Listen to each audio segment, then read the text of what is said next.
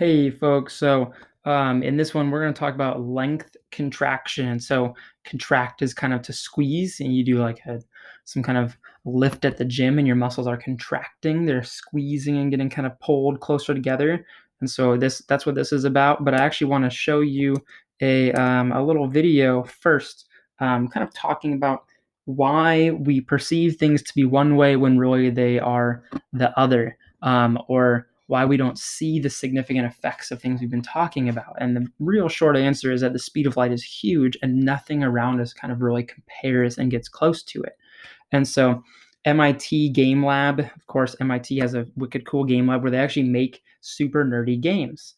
And one of them is called Open Relativity. This is one of their newer ones. And you can kind of change the fabric of reality, so to speak, in the game. And I'm just going to show this brief little clip. And so what we have is there are all these different boxes. And the boxes have this little ball that floats out of them and then goes up. And they're all in sync. They're all going up at the same time. And you can kind of obviously see that here.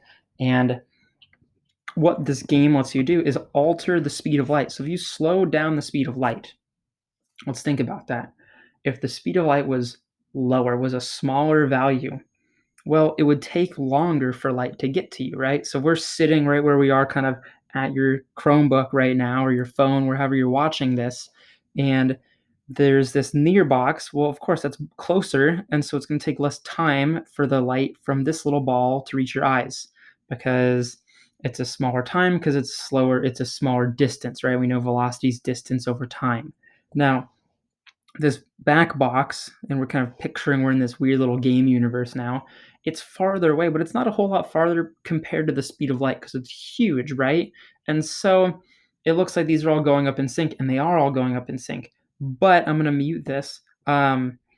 If we were to slow down the speed of light, and they show that here, well, those distances are going to be more important for it. And so what they're going to do is they'll slow down the speed of light, and you'll actually see now that they're actually, I kid you not, they're still coming out in sync. Every box at the bottom is still having a ball come out at the same time. But since the boxes back here are so much farther away, it takes longer for that light to reach your eyes. So it takes longer for the information of the fact that, hey, a ball has already come out of this to reach your eyes, which is kind of trippy to think about, right? So if the speed of light was smaller, things would look a little different. And this is actually why when you look out at night at the stars, you're actually looking back in time, because some of those stars are so far away that you're seeing something that happened millions of years ago, which is pretty incredible. Now, even more so, they have another game, and I downloaded it. It's called A Slower Speed of Light. And what you are, there's a really cool little storyline to it. All you do is you're just going around and you're picking up, you see them a little bit, these little watermelon looking kind of orb things, little watermelon with a swirl. And the more of them you get, you can see I picked up 26 in the bottom left corner, the slower the speed of light is.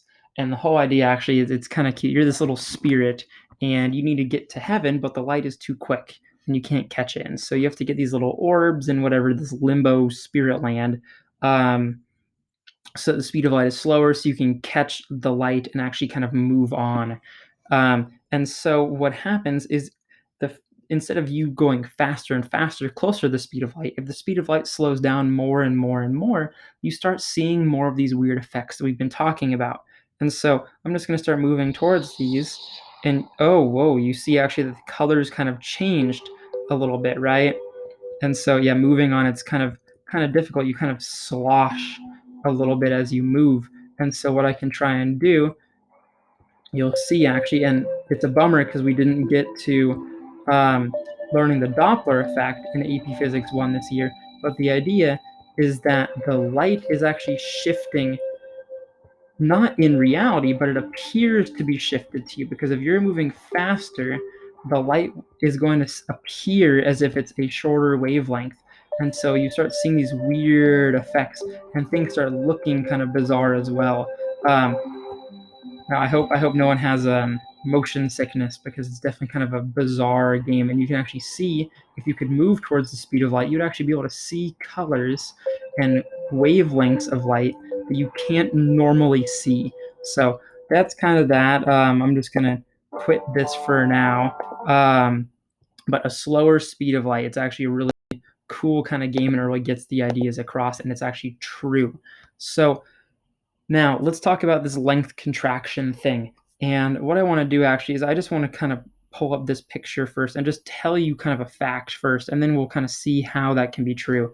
So Stanford Linear Accelerator, SLAC, it's this particle accelerator. It's up north in Stanford, and it's this 2-mile long accelerator. It speeds up electrons, and the electrons get going so fast that to us they age really slowly, as we've been talking about. But now, how would that appear if you were an electron? Well, to an electron, if you look at your wristwatch, your electron wristwatch, well, your clock isn't going slow, everyone else's is. So how can you kind of fix things? Because to an electron, or maybe we pretend we're sending like a muon. We know those die really quick. And we sent a muon down here, and we go, whoa, it made it. Well, that's because it's aging slowly. How would the muon justify that it made it here? Because it's not going to see that its clock's ticking slower. The muon actually perceives that this 2-mile long tunnel is not 2 miles long. Kid you not. The muon, or the electron in all reality, would see it as less than 1 meter. One of those meter sticks in our classroom. That 2-mile long tunnel is actually less than a meter long as it appears to the electrons that get flung through here. So let's kind of talk about this and figure this out, all right? So we have this kind of new kind of diagram.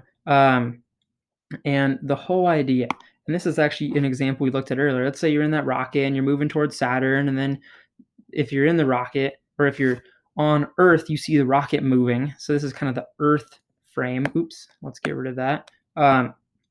So we see the Earth frame, Earth reference frame, and this one is the rocket's reference frame.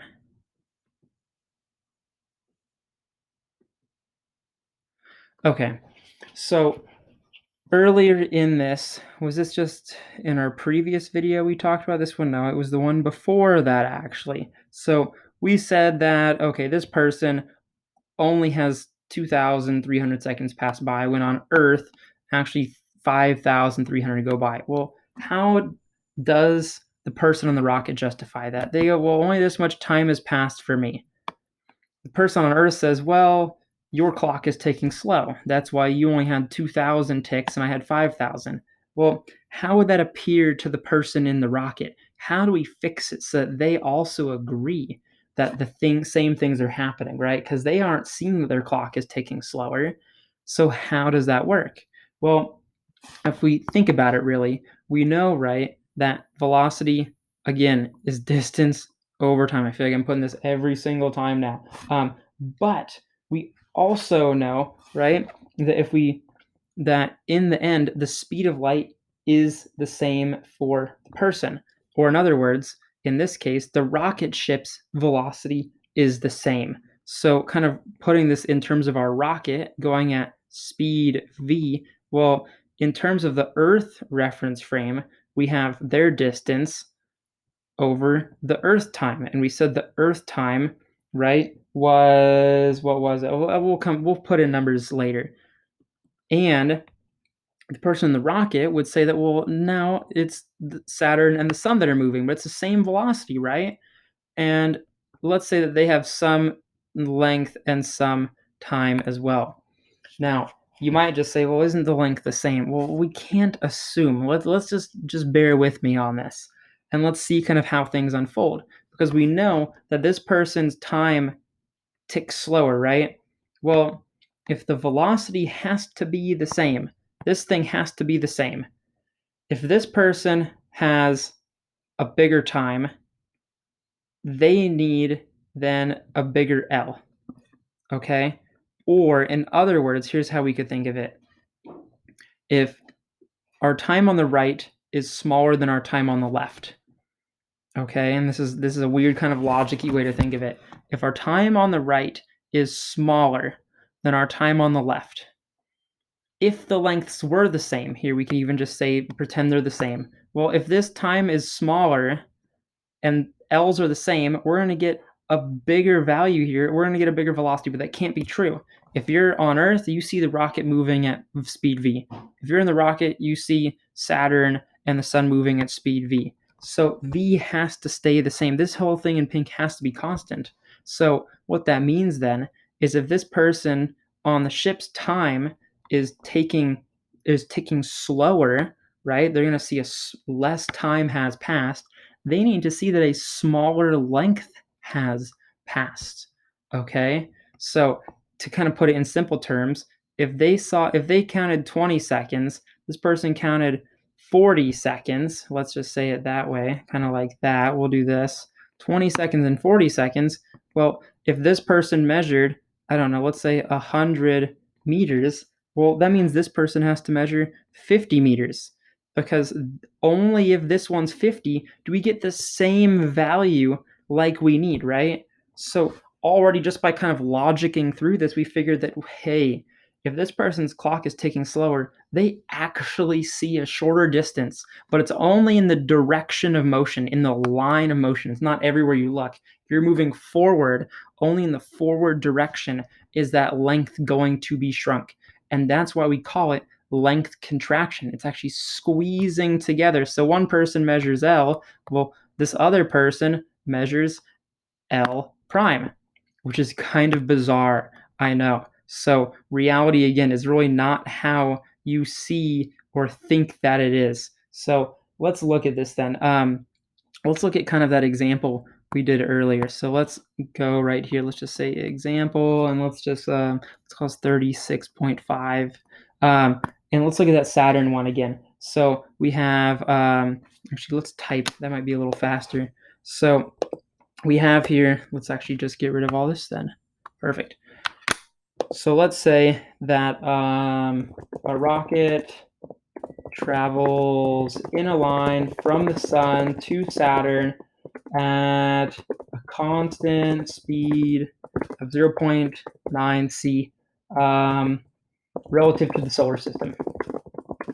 Because again, we know the solar system's moving. So then let's also say the Saturn to Sun distance is 1.43 times 10 to the 12 meters. Oops, I forgot my times 10. Times 10. Okay. So what is the distance between the Sun and Saturn in the rocket's reference frame? Because that 1.43, that's measured if you're on Earth. Okay, so what we have to do is we have to kind of think about this and go, well, if we use this equation up above, and we know that this actually has to be that now, okay? And what we can do then is we know that the time is not really the same. We know that really delta t prime is actually, and this is from before on one of our other pages, delta t times the square root of 1 minus v squared over c squared. If I take this thing and I actually go and plug it in right there, okay, and then I take this whole equation here and I solve for L prime. That's what I want to do actually right now. So we'll just slide this down. Let's kind of make a useful equation that we can use as a tool here. So what we get then is L over delta t equals L prime over delta t times the square root of 1 minus v squared over c squared. Okay? Well, we have a delta t in the bottom of both sides. Those cancel, they kill each other off, and it turns out that L times the square root of 1 minus v squared over c squared equals L prime. So this really tells us then, and this is kind of our really awesome freaking equation here. This is our length contraction equation.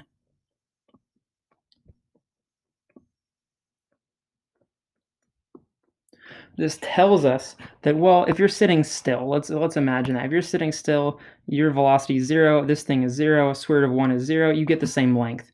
Cool. Now, if you're moving wicked fast, though, okay, let's say you're moving the speed of light. Well, you have c squared over c squared. That means this whole thing is 1. 1 minus 1, that's 0.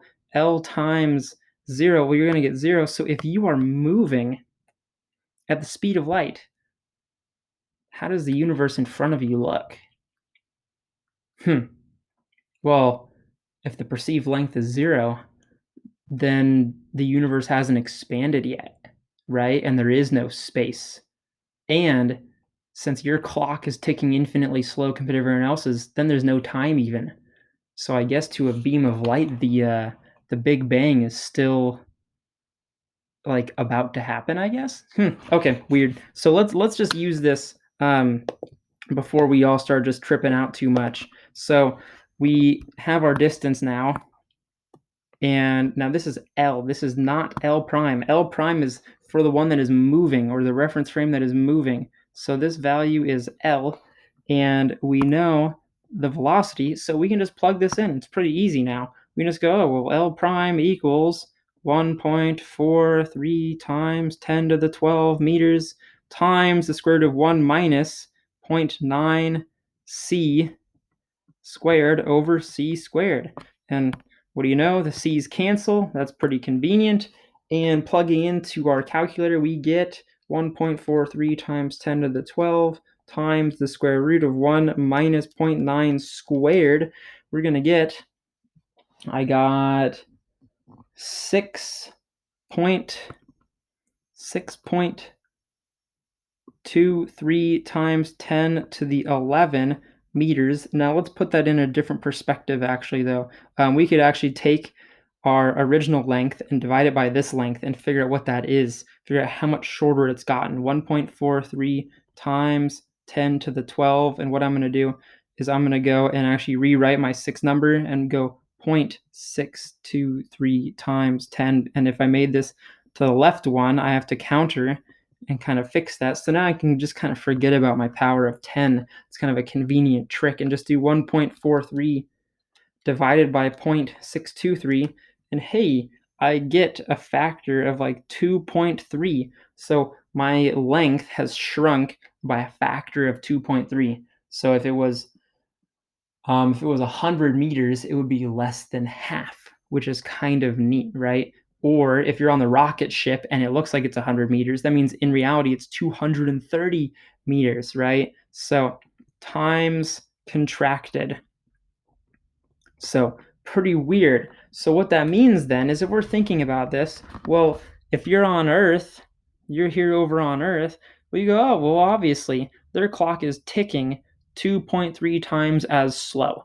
So my clock ticks 2.3 times and their clock ticks once. So they age slower. Okay, cool. And then they come back and they land on Earth, and you can see that, oh, your clock is ahead of theirs since theirs was ticking slow. Or the way the person in the rocket would describe it is they would say the length is literally shorter, right? So what the heck is up with that? The length is shorter, so of course my clock isn't going to tick as long because the length was literally shorter. So my clock didn't tick as much because it's not as far, right?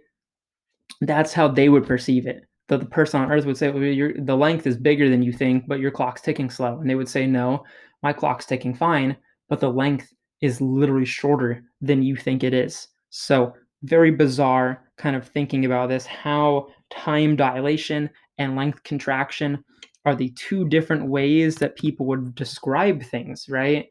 So imagine you're running along a football field, it's 100 meters, right? And you're running at 90% the speed of light, it's going to be 2.3 times contracted. So you would actually go and you take your 100 meters and you would divide it by 2.3, and you get that, oh, my football field's only 43 meters long, right? Is what you would see. Someone else would see it over sitting on the sideline. They go, oh, well, it's 100 meters, but your clock's just ticking slow. So that's it. That's length contraction. It's pretty bizarre. Let me know what questions you have.